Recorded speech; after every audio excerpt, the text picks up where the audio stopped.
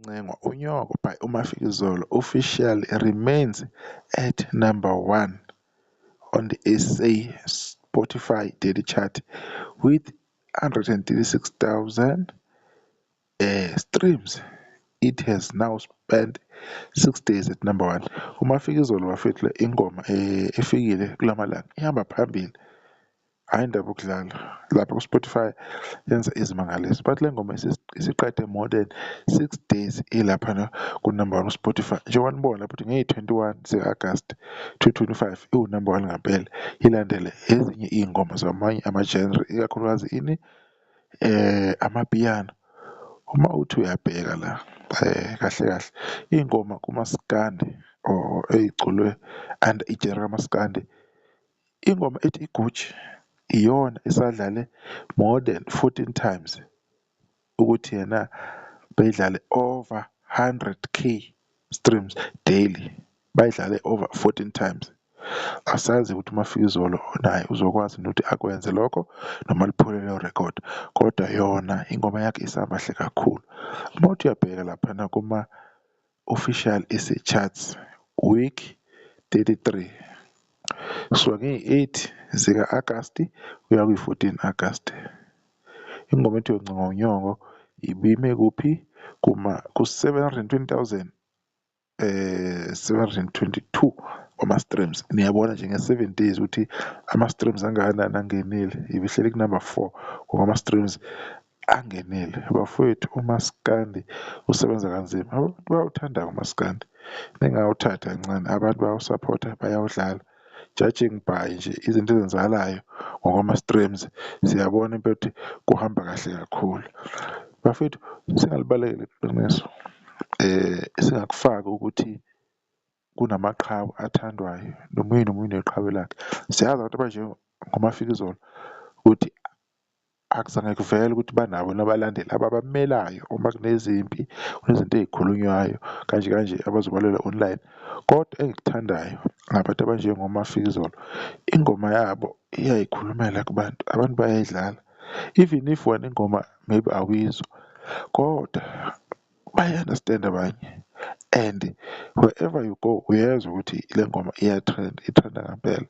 Shuthi khona e-right ayenza uMafikizolo ngo-music wakhe, shuthi ikhampani aqopha kuyona kunento ethize abayi-understand-e kangcono ukudlula nje umuntu o-normal obuka nje u-music ngaphandle engawubuki on a deeper level. It means they understand something differently, okuyiyona nto enhle-ke leyo ukuthi yena imehlele uMafikizolo. Angeke singakhulumi-ke bafethu ngale ngoma, angeke singalithindi lolu daba layo, singavezi okuhle okwenziwa yona. Kuseyithuba lakhe, kuseyisikhathi sakhe, angeke kuhlale kungabantu ababodwa okwenzeka izinto ezinhle kubo.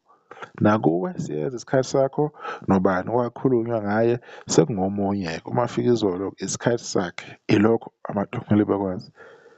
As much as esuke khona umculi usuke umthanda futhi uyifela ngomusic wakhe nangekhono lakhe, kodwa uma kunento enhle evelayo endimeni kamaskandi asikwazi ukuyijampa ingane zakwethu.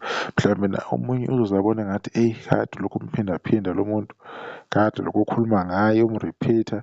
It is because wenza kahle and abantu uyidimandi njengamanje, and nizobona ukuthi imicimbi azoyihambela izoba ngakanani, and sazobona futhi okuhle okuzoza kuyo okunjengama-awards, ama-nomination nama-collaboration asozowathola if basazomfeature-risha nje, nisazobona. Siyibonga lezi into zayo ziyakhanya, siyazi ukuthi siqale unyaka ngegi eliphezulu, omenzi bekhuphuka, olimit bekhuphuka, obani bani bekhuphuka. Manje sekuyiyo le nsizwa-ke nayo ukuthi yena ake ifane nomlilo wequbula, idla amagalane, yenze kakhulu. Sithemba ukuthi-ke izoqhubeka ngaleli giya le nsizwa, angehle bakithi. Eyi, ave kubuhlungu ukubona umuntu eza kahle kumaskandi asondela bese kuba nezinto ezimdonsela eceleni ezimlosisa i-focus. Uthole ukuthi manje umsebenzi wakho umuntu useyathinteka. Engathi ingaqhubeka le nsizwa ngoba umculo into engenayo iqiniso, into engahambi ngendlela okuyiyona yona. kuhleli kunama-favourite abo abantu abathize abafuna kuphushwa wona, kunama-agenda ahlale ephushwa.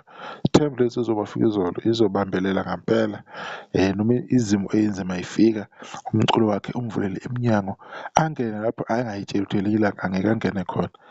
So ingoma yakhe isenza kahle kakhulu-ke, ilokhu ihleli laphana ku-number 1 ku-Spotify insuku eziwu-6, maybe izoqeda-ke iviki sizobona ngokuhamba kwesikhathi-ke. Kodwa nje bekuyilokho-ke, Xolisa unkanta ngante kakhulu.